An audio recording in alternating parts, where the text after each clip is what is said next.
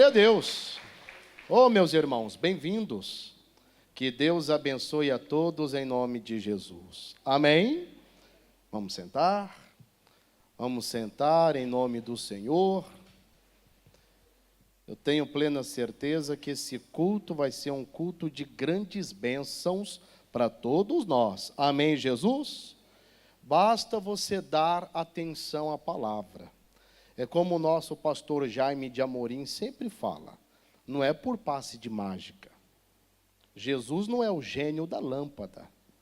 Se você quer que algo aconteça na sua vida, dar atenção à palavra de Deus, dar atenção àquilo que Jesus fala ao coração, é mais do que necessário. E aquilo que Deus tratar contigo, simplesmente guarde e execute. E você vai ver a bênção do Senhor se manifestando sobre a sua vida no nome de Jesus. Glória a Deus. Amém, Jesus? Então, tá bom. Eu quero que você abra a sua Bíblia, por gentileza, lá no livro de Atos. Vamos lá? Atos dos Apóstolos, capítulo 11. E se você ainda não desligou o seu telefone, por gentileza, desligue, ou pelo menos, tá? Coloque-o aí no modo silencioso ou no modo avião. O importante é ele não fazer barulho no momento da pregação. Amém, povo do Senhor? Então vamos lá. Atos capítulo 11, o versículo será o 26, tá?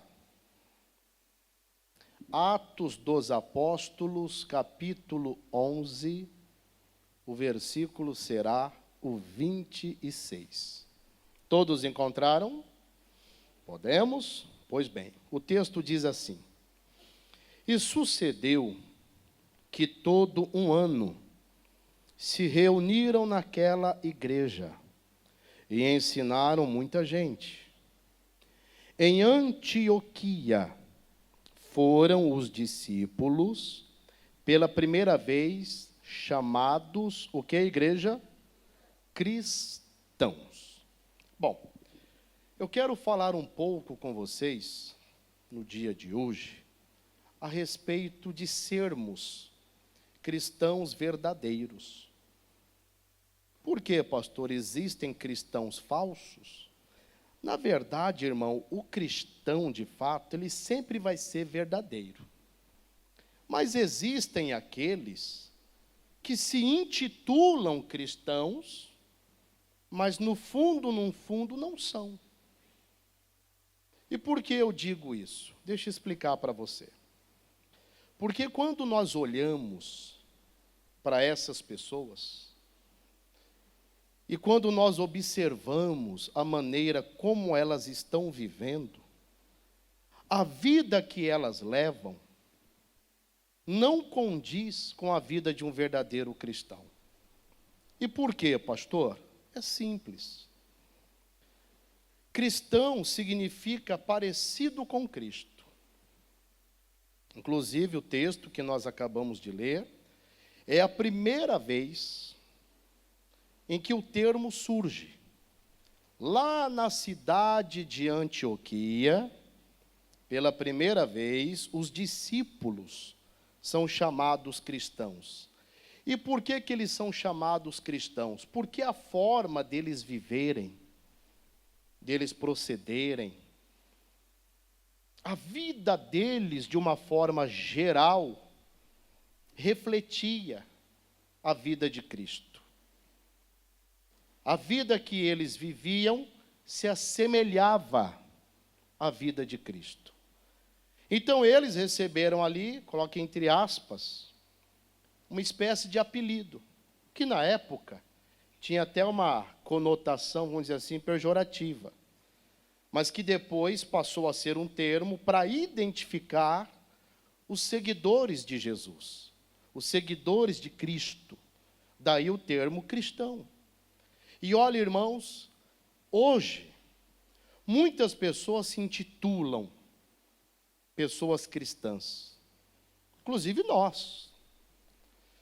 Só que nós temos que entender que quando dizemos que somos cristãos, nós não podemos jamais, olha só, faltar com a responsabilidade que o próprio significado do termo nos mostra. Ora, se eu digo que eu sou um cristão, em outras palavras, eu estou dizendo que eu sou alguém semelhante, alguém parecido com Cristo. Mas, se as pessoas, quando me observam, enxergam outra coisa, eu simplesmente estou manchando o nome do Senhor. Por isso que se intitular cristão é uma responsabilidade gigantesca. E o que acontece? Infelizmente, conforme eu falei, muitos se intitulam cristãos, mas a vida deles está totalmente na contramão daquilo que Cristo foi, daquilo que Cristo ensinou, daquilo que Cristo nos mostrou. Ah, pastor, então assim já é julgamento. Você está julgando a pessoa. Esse é um dos problemas da atualidade. Tem muitos que confundem, olha só, análise de fruto com julgamento. E análise de fruto é uma coisa totalmente diferente em relação àquilo que é um julgamento. E analisar o fruto, a própria Bíblia Sagrada nos manda. A própria Bíblia Sagrada diz, olha, a árvore, ela é conhecida pelo seu fruto. Então, quando eu analiso o fruto, eu estou analisando a árvore, trocando aqui por miúdos, a pessoa. Então, se eu sou de Jesus, a minha vida tem que se assemelhar à vida dele. Se hoje eu sou de Jesus, ora, a minha vida, ela tem que estar adequada à palavra de Deus. Eu posso dar aqui, irmãos, até, vamos dizer assim, uma colher de chá para aqueles que são recém-conversos. O nome já diz tudo. Uma pessoa recém-conversa é uma pessoa que está iniciando a sua caminhada com Cristo. E na medida que essa pessoa vai desenvolvendo essa caminhada com Cristo, automaticamente a palavra que é Cristo vai moldando essa pessoa. Então não estou falando dos recém-conversos. Eu estou me referindo àqueles que até às vezes se gabam, viu? Olha, eu tenho anos e anos com Jesus. Mas quando você olha para a vida dele, para a vida dela, e repito, não é que você está cuidando da vida de ninguém, não é isso, tá? Mas quando você atenta para a forma dela viver, é uma vergonha para o Evangelho. Por quê? Porque a pessoa em nenhum momento reflete Cristo através da vida dela. Aí, meus irmãos, é aquela velha história. Se a pessoa diz que é uma cristã, é porque ela, olha só, aceitou a Cristo como seu Senhor. E quando a pessoa aceita a Cristo como seu Senhor, Cristo então passa a habitar o interior daquela pessoa. E aquilo que habita interiormente, reflete exteriormente. É mais ou menos aquela frase que você já deve ter ouvido. Qual frase, pastor? Você é o que você come. Já ouviu falar nessa frase? Tem gente que, ela não se alimenta, ela não se nutre. Ela só manda para dentro aquilo que nem alimento é. Às vezes é o chamado produto alimentício. E automaticamente o corpo, exterior vai refletir o que ela ingere. Em compensação, aquela pessoa que se alimenta bem, se nutre, ora, o próprio organismo vai se beneficiar daquilo que a pessoa está ingerindo. A saúde da pessoa melhor, o aspecto da pele, do cabelo, das unhas, até o hálito. Então, fazendo aqui um paralelo, é a mesma coisa. Se Cristo está em nós, se Cristo habita o meu interior, isso vai fazer com que a minha vida mostre quem habita dentro de mim. E automaticamente isso vai denunciar que eu sou um cristão, um verdadeiro, e não simplesmente aquele que fala. Até porque, preste atenção, aqui na Bíblia Sagrada, dá um pulinho lá na primeira carta de João, vamos lá? 1 de João, capítulo 2. Lá na parte final das Escrituras. 1 de João, capítulo 2. Vamos direto no versículo 6. 1 de João, capítulo 2, versículo 6. Podemos? Olha o que o texto diz. Aquele que diz que está nele, nele quem? Em Cristo, também deve andar como ele andou. Ora, se eu digo que eu estou nele, eu tenho que andar como ele andou. E claro que esse andar como ele andou, não é literalmente a forma de Cristo caminhar. Isso daqui mostra como Cristo vivia, procedia, como ele tocava a vida dele. E como é que ele vivia, pastor? Aqui mesmo, ó, em 1 de João, encontra o capítulo 1. No versículo 5, olha o que a Bíblia diz. 1 de João 1,5, ó. E esta é a mensagem que dele ouvimos e vos anunciamos. Olha só. Que Deus é o que, gente? É luz. Jesus é Deus, tá? Deus é luz. E não há nele, o que, irmãos? Treva nenhuma. Ou seja, Jesus andava na luz. Se eu sou cristão, eu tenho que andar aonde? Na luz. Qual luz? A luz da palavra de Deus, irmãos. A luz para nós é a palavra de Deus. Lembram do Salmo 119, versículo 105? É conhecido. Vai aparecer aqui, ó. Olha o que está escrito. Lâmpada para os meus pés é o quê? É a tua palavra. E o que mais? E luz para o meu caminho. O salmista entendia isso. Que a palavra de Deus era luz. A luz que faz o quê? Que ilumina o caminho dele. Irmãos, a mesma coisa é para nós. Quando eu estou andando na luz? Quando eu sigo o que a palavra me ensina. Irmãos, a palavra de Deus tem que ser o nosso alicerce, gente. Se quisermos de fato, olha só, sermos verdadeiros cristãos, que não mancham o nome de Jesus, aqueles que não causam escândalo, a nossa vida tem que estar alicerçada aqui. A nossa vida a todo momento, a todo instante, tem que estar apoiada na palavra para que sejamos os verdadeiros cristãos. Porque quando não entendemos isso, quando não valorizamos isso, quando desprezamos isso, muitos podem até falar que são cristãos. Mas é aquela velha história, gente. Falar, até papagaio fala. De fato, mostramos que somos, quando de fato estamos alicerçados na palavra. Aí verdadeiramente podemos ser cristãos, e detalhe, esse Cristo que habita em nós, vai provocar em nós essa mudança.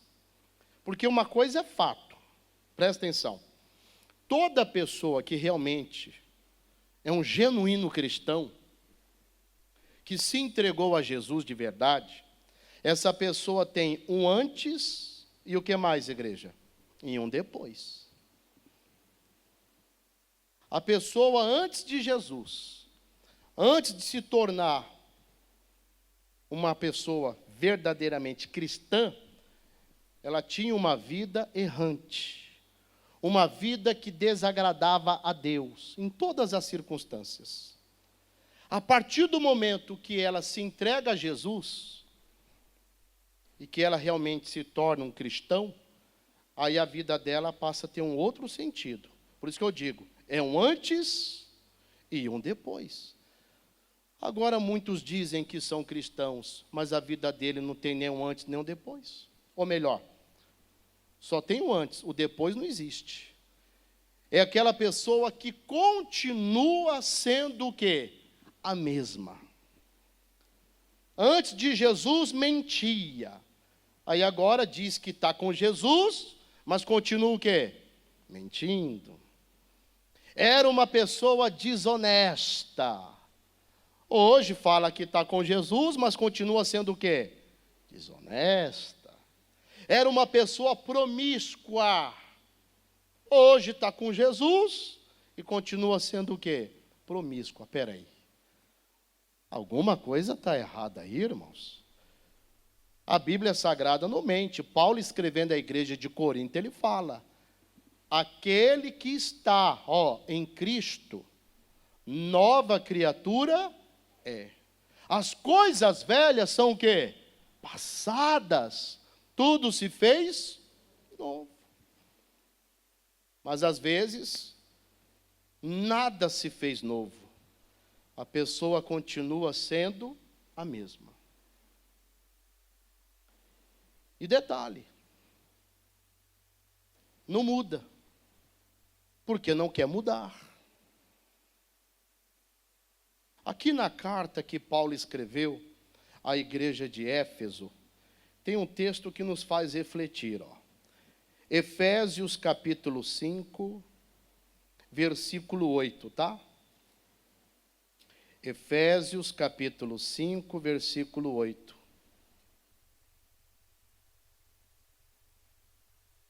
Podemos? Porque noutro tempo éreis o que, gente? Trevas. Qual era esse outro tempo? Antes de conhecer a Jesus. Mas olha o que o texto diz. Agora, ou seja, estado presente. Tal agora significa o estado presente. Sois o que, irmãos? Luz no Senhor. Aí ele fala, andai como filhos do quê? Da luz. Se eu sou um cristão, eu tenho que andar na luz. Se realmente Jesus habita em mim, meu irmão, a minha vida tem que refletir aquele que habita o meu interior. Até porque, olha só, eu já expliquei isso para vocês. Existe uma diferenciação, né, entre reino dos céus e reino de Deus. Lembram disso? Expliquei esses dias. Reino dos céus significa algo, né, escatológico, algo futuro. O reino dos céus é o lugar que Deus preparou para os salvos. E o reino de Deus? Reino de Deus não é uma coisa futura, é uma coisa para agora. Quando uma pessoa se rende a Jesus, que realmente Jesus entra na vida dela, o reino de Deus entra no ser dela. Reino, gente, é poder.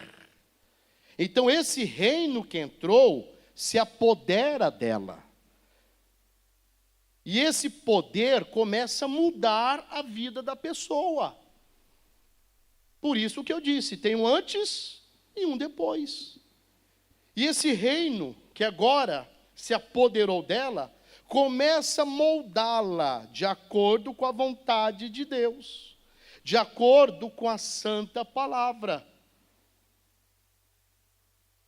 Por isso que tem gente que fala assim, nossa, olha, a cicrana, o beltrano, e depois começou a frequentar a igreja lá, nossa, mudou radicalmente.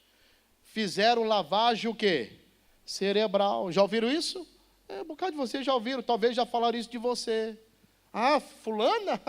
Fulana não é mais a mesma. Cicrano? Ah, cicrano deixou de ser o mesmo faz tempo. É mesmo? É. Depois começou a frequentar aquela igreja lá, nossa, a cabeça mudou. Fizeram lavagem cerebral nele lá. Não é questão de lavagem cerebral, irmão. É porque o reino entrou. O reino se apoderou da pessoa.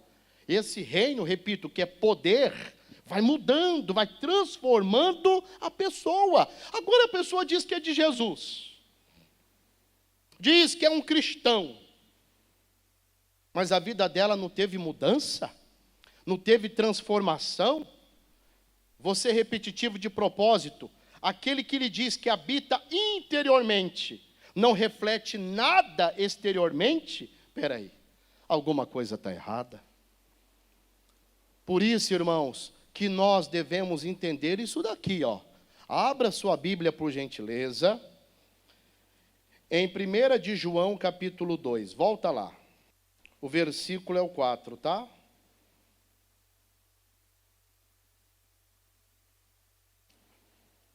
Vamos começar a leitura no 3, que aí fica mais completa a leitura, tá?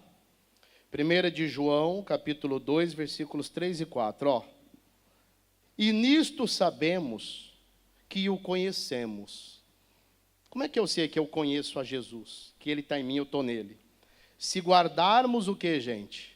Os seus mandamentos. Para nós hoje o que? A sua palavra. Aí olha o versículo 4. Aquele que diz, eu o conheço, e não guarda o que? Os seus mandamentos, a sua palavra, é o que, irmãos? É mentiroso. E nele não há o que? Verdade. Então eu digo que eu sou de Jesus, espera aí. Eu tenho a opção de odiar e perdoar. Eu prefiro odiar. Espera aí. Jesus não odiava, Jesus perdoava. Eu tenho a condição de aceitar a sugestão do diabo ou viver ali a palavra de Deus. Eu escolho a sugestão do diabo? Espera aí. Jesus não fez isso. Quando estava ocorrendo a tentação no deserto, o diabo por 3 vezes tentou Jesus. Por 3 vezes ele investiu pesado para tirar Jesus da presença do Pai. Jesus permaneceu ali, ó, na palavra. É onde o cristão tem que estar, gente. Não dá para entender. Principalmente, ó, me perdoe, mas esses cristãos da atualidade, ó, cristãos entre aspas. A pessoa não se difere de nada em relação a quem não conhece a Cristo. A pessoa se assemelha, como diz a palavra, aos gentios, que são os mundanos, né, da atualidade. Ô, irmãos, por isso que nós temos que nos examinar. Espera aí, se eu me titulo um cristão, de fato eu tenho que ser. De fato a minha vida tem que mostrar quem eu digo que sou. Pastor, pastor, o negócio comigo é o seguinte, eu sou uma pessoa estourada mesmo, entendeu? Não levo desaforo para casa, comigo é assim, escreveu, não leu, o pau comeu, estou nem aí, e eu sou assim, nasci assim, vou morrer assim. Irmãozinho, você está, como diz a história, mais por fora que arco de barril, irmão. Pastor, eu não tenho sangue de barata, não. Realmente, tem que ter o sangue de Cristo. Aí, antes de conhecer a Jesus, você era assim. Hoje, com Jesus, continua o mesmo? Não, está errado.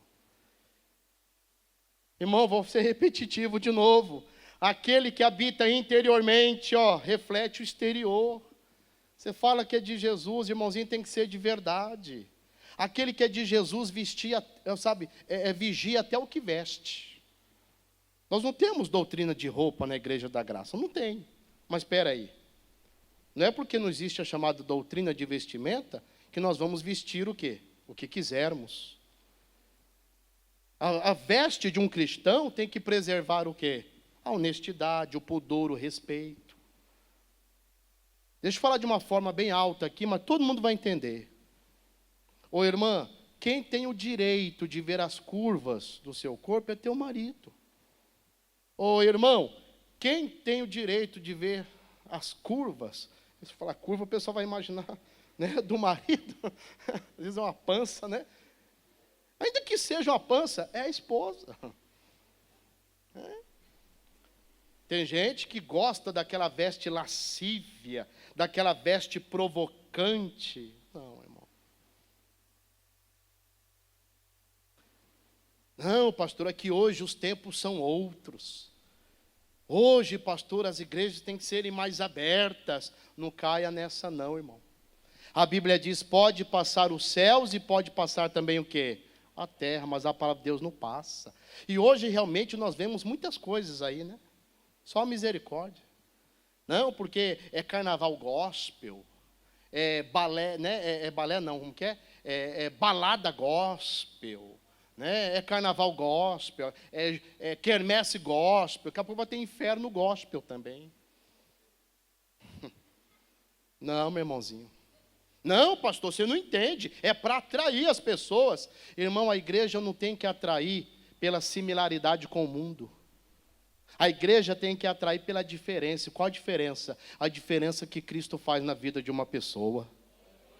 É essa diferença que tem que atrair as pessoas lá de fora. E não a similaridade com o mundo, não. Para terminarmos, olha o que diz aqui a carta aos Efésios. Volta lá, já fomos, vamos de novo. Olha o que diz, Efésios 4, Efésios capítulo 4, a partir do 17.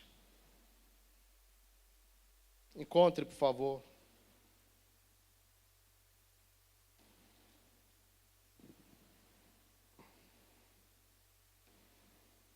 Olha só.